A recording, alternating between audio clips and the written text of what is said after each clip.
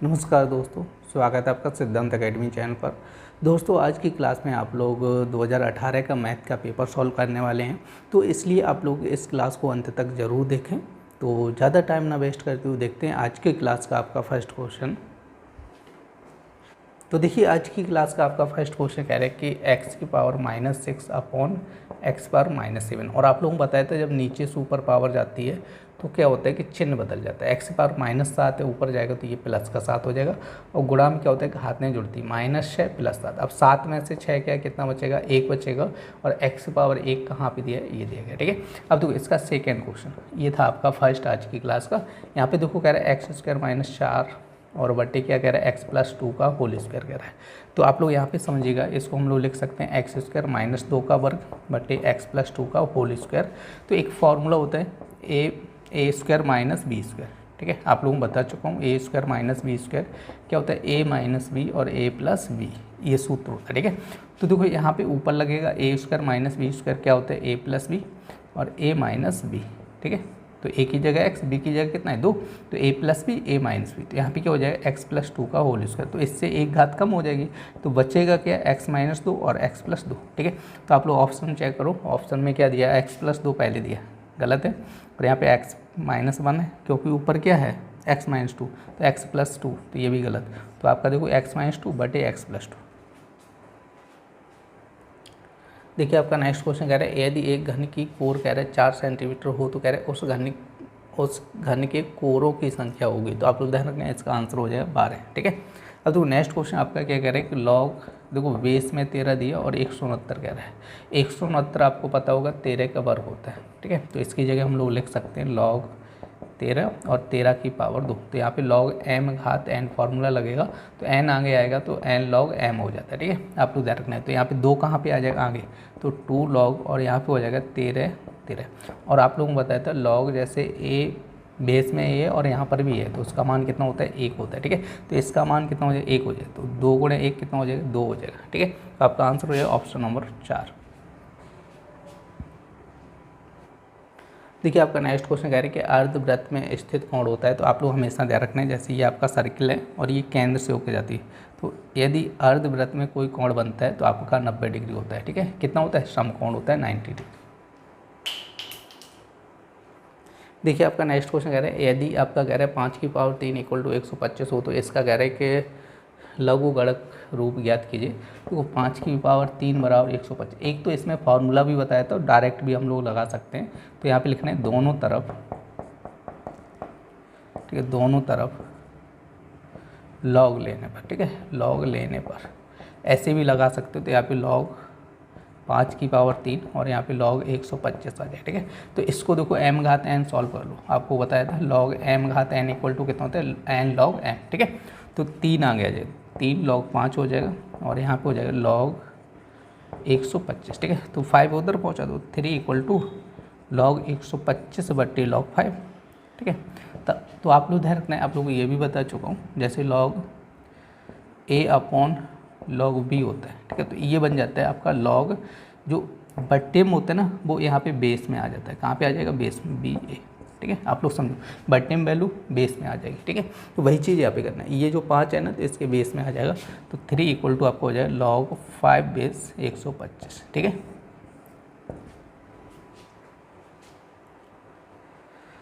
देखिए आपका next question कह रहे हैं कि रेखांकित या मिरर चेक में अंतर स्पष्ट कीजिए। तो सबसे पहले देख रहे हैं रेखांकित चेक पर कह रहे हैं कि 2 लाइनें होती हैं और आप लोग धरके यहाँ पे कह रहे हैं कि इसे केवल बैंक खाते में जमा किया जा सकता है, नगद नहीं मिलता है। इससे क्या होता है कि बैंक खाते में जमा किया जा सकता है, इससे नगद नहीं मिलता है, नगद कैश नहीं मिलता है, ये चीज़ रखना है। आपका कह रहे हैं बियरर चेक, कह रहे हैं बियरर चेक कह रहे हैं कि जिसे भी मिलता है वह बैंक से सीधे पैसे ले सकता है। ठीक है, इससे क्या होता है कि बैंक में जाओ डायरेक्ट कैश ले लो जाके। ठीक है, ये होता है बियरर चेक। कह रहे रेखांकित चेक सुरक्षित होता है, जबकि बियरर चेक कह रहे कि चेक खोने पर कोई भी पैसे निकाल सकता है। तो इसमें क्या होता है कि बियरर चेक में क्या होता है, इसमें कोई भी कैंडिडेट लेके जाए उसको पैसे मिल जाएंगे। ठीक है, अब ये क्या होता है कि ये वही लेके जाएगा जिसके अकाउंट में पैसे भेजे जा रहे हैं, और इसमें कैश नहीं मिलता है। ठीक है, खाते में ट्रांसफ़र होता है। ठीक है, देखिए आपका नेक्स्ट क्वेश्चन कह रहा है यदि आपका ये बिंदु दिए कह रहा है समानुपात में हो तो कह रहा है एक्स का मान ज्ञात कीजिए। ये समानुपात की बात कर रहे हैं तो एक्स अनुपात समानुपात में 4 एक्स 18 हो जाएगा। ठीक है, अब देखो यहाँ पे आप लोग समझ अनुपात, वो जो अनुपात होते हैं ना वो बट्टे होते हैं, समानुपात बराबर, तो एक्स बटे कितना है 18। ठीक है, अब इसका क्रॉस करो, 18 गुणा 8 हो जाएगा। ठीक है, और यहाँ पे एक्स स्क्वायर हो जाएगा, तो एक्स स्क्वायर इक्वल टू कितना हो जाए 18 गुणा 8 कितना हो जाए 144, तो एक्स बराबर कितना हो जाए 12 हो जाएगा। ठीक है, तो आपसे वही कह रहा था एक्स का मान क्वेश्चन नंबर 8 कह रहे कि एक वृत्त पर दिए हुए बिंदु से स्पर्श रेखा खींचना है। ठीक है, क्वेश्चन जैसे एक सर्किल दिया, इसका केंद्र दिया और इसका एक पॉइंट केंद्र ओ दे दिया। ठीक है, इसका पॉइंट मान लो पी दिया और इससे क्या करना है एक स्पर्श रेखा खींचनी है आपको ए बी। ठीक है, तो यहाँ पे लिख लेना चाहो तो वृत्त का केंद्र कितना दिया, वृत्त का केंद्र हो जाएगा आपका O। ठीक है, स्पर्श बिंदु हो जाएगा आपका, स्पर्श बिंदु हो जाएगा P और स्पर्श रेखा हो जाएगी AB। ठीक, क्या हो जाएगी AB। देखिए आपका नेक्स्ट क्वेश्चन कह रहे हैं समुच्चय दिया गया A और B का मान और कह रहे हैं A माइनस B ज्ञात करना है। ठीक है, A समुच्चय दिया है आपका 2 3 5 और यहाँ पे B दिया गया आपका 5 7 3। ठीक है, तो आप लोग समझिएगा यहाँ पे क्या निकालना है A माइनस बी, A में से B को घटाना है, ये चीज़ रखना है। अब A में से B घटाएंगे, इसमें 2 है नहीं है तो 2 लिखना है, 3 है 5 है 5 है, तो यहाँ पे बचा क्या ओनली 2 बचा है। ठीक है, क्लियर नहीं, आप लोग घटाओ, इसमें जैसे 3 है तो इसमें भी 3 है, इसमें 5 है तो 5 है। ठीक है, तो जो दोनों में है वो नहीं लिखना है, यहाँ पे कितना बचा 2 बचा है। ठीक है, तो इसका आंसर कितना हो जाएगा आपका 2 हो जाएगा। देखिए आपका नेक्स्ट क्वेश्चन कह रहे हैं 11 नंबर, इसको सॉल्व करना है। तो सबसे पहले हम लोग क्या करेंगे, आपको पता है -12 बट्टे कितना लिखा है 7 गुणा -14 बट्टे कितना लिखा है 27 कोष्टक माइनस, और ये -8 बट्टे 45 गुणा 9 बट्टे कितना है 16। तो 8 से काटो 2 बार, 9 से काटो 5 बार। ठीक है, तो 7 2 बार कटेगा और कटेगा 3 से कटेगा 4, ये 9। क्लियर, देखो अब तो कटने वाला है नहीं तो यहाँ पे गुणा करो, माइनस माइनस प्लस हो जाए, 4 गुणे 2 कितना है 8 बट्टे 9 हो जाए। क्लियर, अब देखो यहाँ पे क्या बचेगा, ऊपर क्या बचेगा माइनस का 1 बचेगा क्योंकि 1 माइनस लगा, और 5 गुणे 2 कितना है 10 हो जाए। क्लियर समझे, तो अब देखो यहाँ से क्या करना है 8 बट्टे 9 बनेगा और माइनस माइनस प्लस 1 बट्टे 10 हो जाएगा। समझे, अब देखो यहाँ पे एलसीएम चाहो तो क्रॉस कर लो, ये 80 इधर क्रॉस करेंगे तो 9 और नीचे आपस में करेंगे तो 90 हो जाएगा। ठीक है, तो 80 + 9 कितना है 89 बट्टे 90।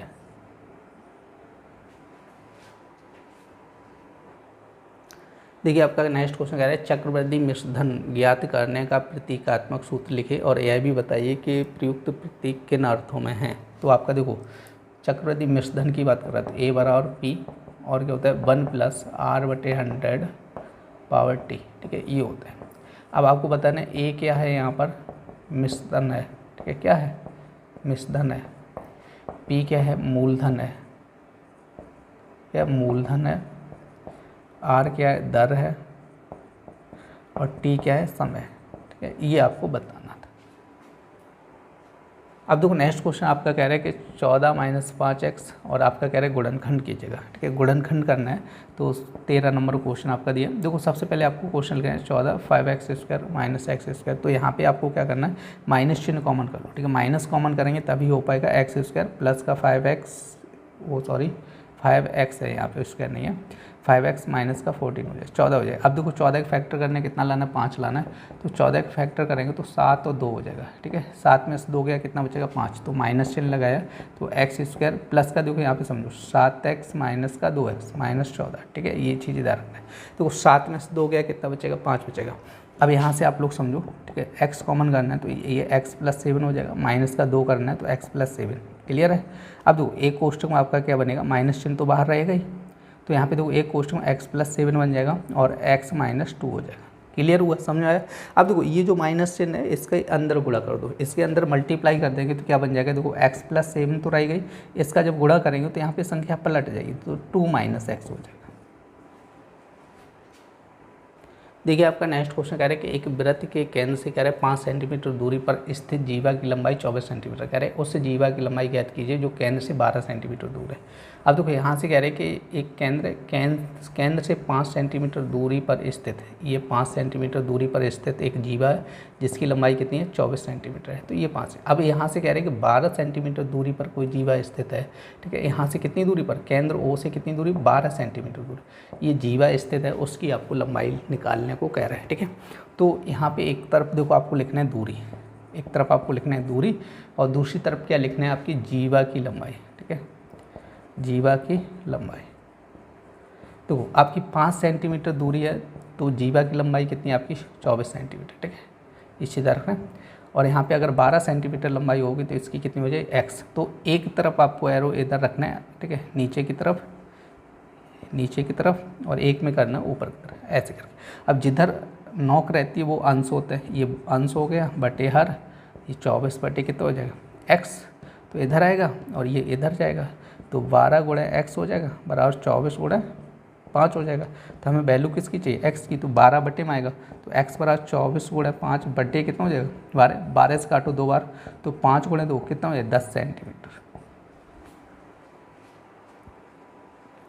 देखिए आपका नेक्स्ट क्वेश्चन कह रहे हैं कि 10 सेंटीमीटर भुजा के दो घनों को बराबर सटाकर रखने पर कह रहे घनाभ के संपूर्ण, कह रहे कि संपूर्ण पृष्ठ ज्ञात कीजिए। देखो आपके 10 सेंटीमीटर दो घनाभ है, ठीक है, क्लियर, 10 सेंटीमीटर। अब इनको क्या कह रहा है कि इनको आपस में सटा के रखा जाता है, ठीक है, आपस में इनको सटा के रखा जाता है।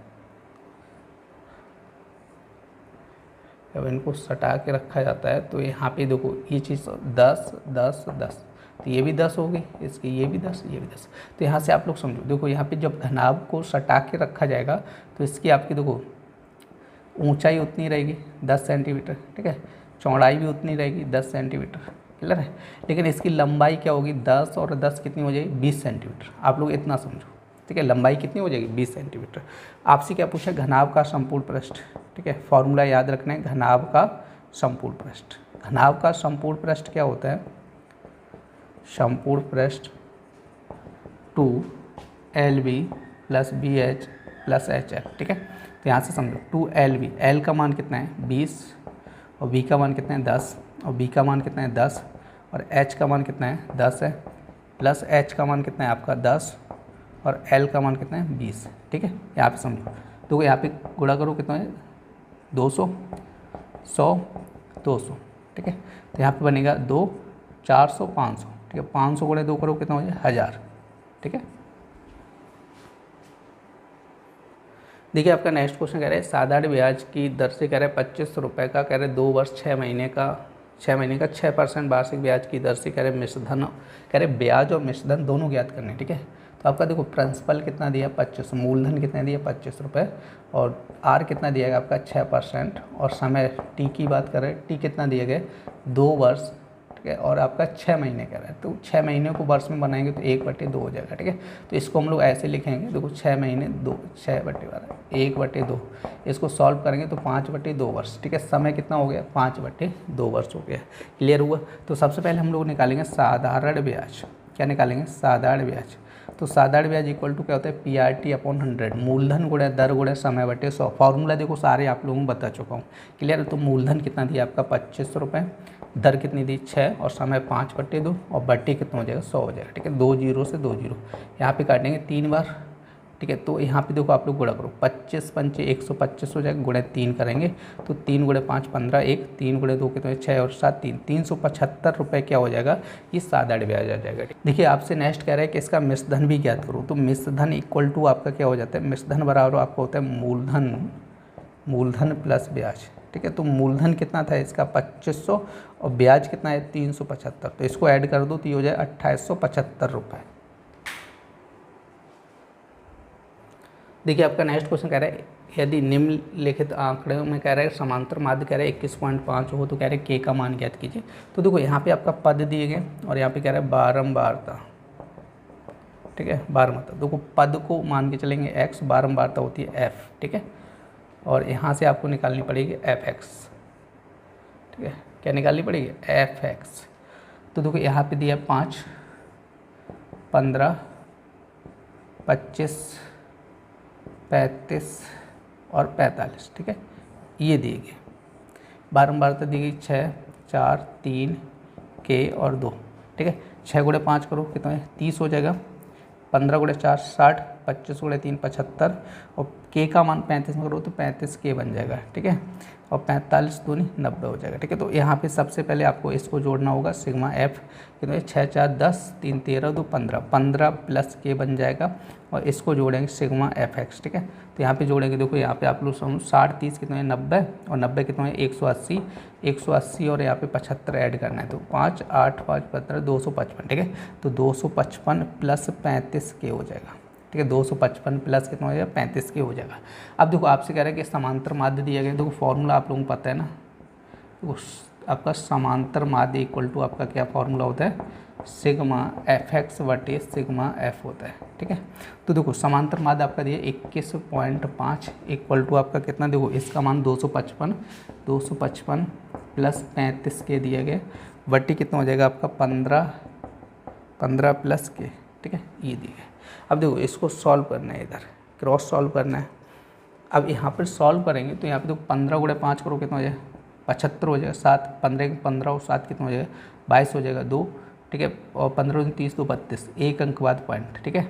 अब देखो इसका इसमें करेंगे तो प्लस का ये हो जाएगा 21.5 के हो जाएगा, क्लियर हुआ। तो यहाँ पे आपको 255 प्लस 35 के बन जाएगा, तो के उधर पहुँचो, इसको इधर लेके आओ, तो 322.5 माइनस 255 और बराबर यहाँ पे हो जाएगा 35 के माइनस 21.5 के, ठीक है। अब आप लोग देखो यहाँ पे क्या करना है 322.5 में से कितना घटाना है 255 घटाना है, 0.0 लगा लो तो 5 बचेगा और यहाँ पे 12 में से जाएगा तो 7 बचेगा, ठीक है। यहाँ बचेगा 11 हो जाएगा, तो 11 में से गया तो 6 बचेगा, तो यहाँ पे आपका 67 पॉइंट कितना बचेगा 67.5 बचेगा, ठीक है। अब देखो 35 में से घटाना है तो 35.0 रखेंगे, इसमें से 21.5 घटाना है, तो 10 में से 5 गया 5 और यहाँ बचेगा 4 में से 1 गया 3, 13 पॉइंट, ठीक है। तो यहाँ पे बनेगा 13.5 के का मान चाहिए ना, तो के इक्वल टू ये हो जाएगा, देखो एक अंक इधर सीधा हटाओ 675 बटे 135, ठीक है। और लगभग कितनी बार जाएगा तो 5 बार जाएगा, तो यहाँ पे के इक्वल टू कितना आ जाएगा 5 आ जाएगा। देखिए आपका नेक्स्ट क्वेश्चन कह रहा है, तो यहाँ पे आपका सर्किल दिया, ये बना है इसके अंदर त्रिभुज, ठीक है, और ये भी त्रिभुज बना है, ये केंद्र ओ पे है, ए बी सी ई दिया, ठीक है, ये दिया ई, और यहाँ पर कह रहे हैं ये 15 डिग्री कोण दिया गया, तो आपसे कह रहे हैं बी ई सी ज्ञात करो, ये वाला एंगल ज्ञात करो, ठीक है। तो आप देखो सबसे पहले ये केंद्र है, केंद्र से परिधि तक ये और ये आपस में क्या होंगी बराबर होंगी, तो सबसे पहले आपको लिखना है O B equal to O C, ठीक है। ओ बी और ओ सी बराबर हैं, जब ये बराबर हैं तो इनके कोण भी क्या होंगे बराबर होंगे, मतलब क्या हो जाएगा कोण ओ सी बी इक्वल टू कोण हो जाए ओ बी सी, क्या हो जाएगा ओ बी सी, ठीक है। तो देखो कोण ओ सी बी कितना दिया गया, इसका मान कितना दिया 15, ये वाला एंगल कितना है 15, तो ये भी कितना हो जाएगा 15 डिग्री हो जाएगा, क्लियर हुआ। अब हम लोग निकालेंगे इसके केंद्र का, देखो ये समझो ये क्या बन रहा है त्रिभुज के तीनों कोणों का योगफल 180 होता है, ठीक है। तो यहाँ पे कोण ओ सी बी प्लस कोण ओ बी सी प्लस कोण बी ओ सी, ठीक है, V O C equal to 100, तीनों कोणों का योगफल कितना होगा 180, इन दोनों को पता है ना, इसका भी 15 इसका भी 15 प्लस 15, ठीक है, कोण V O C equal to 180, तो 15 प्लस 15 कितना है 30, उधर पहुँचाओ तो V O C equal to 180 minus 30 हो जाएगा, तो कोण V O C equal to कितना हो जाएगा 150 डिग्री, ठीक है। तो ये वाला एंगल कितना हो जाएगा 150 डिग्री। अब आप लोग समझो यहाँ पे कोण आपको निकालना है बी ए सी, ठीक है, कोण हो जाएगा V A C equal to आपको हो जाएगा आपका 1/2 कोण हो जाएगा वी ओ सी, ठीक है, क्योंकि आप लोगों को पता है ना ये परिधि पर बन रहा है और ये केंद्र का कोण है, तो परिधि का कोण केंद्र के कोण का कितना होता है आधा होता है, ठीक है। तो यहाँ पे 1/2 इंटू 150, तो काटेंगे कितना हो जाए 75 डिग्री, कोण V A C equal to आपको हो जाए 75 डिग्री, क्लियर हुआ।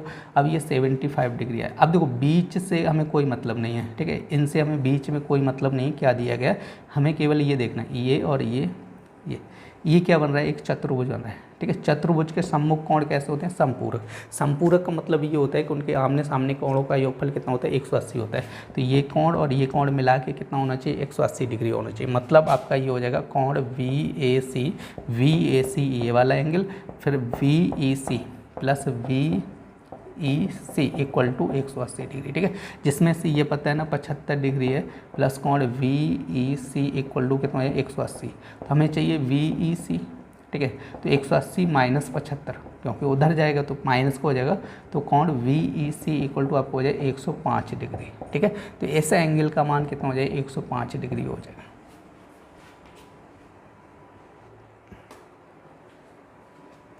दोस्तों आज की क्लास में आप लोगों ने मैथ का 2018 का पेपर सॉल्व किया था। उम्मीद है आज की क्लास के सारे क्वेश्चन आप लोगों को बहुत अच्छे समझ आए होंगे। और यदि आप लोगों को हमारी क्लास पसंद आई तो क्लास को लाइक करें और चैनल को सब्सक्राइब करना ना भूलें। तो चलिए फिर मिलते हैं ऐसी नेक्स्ट क्लास में, तब तक के लिए धन्यवाद।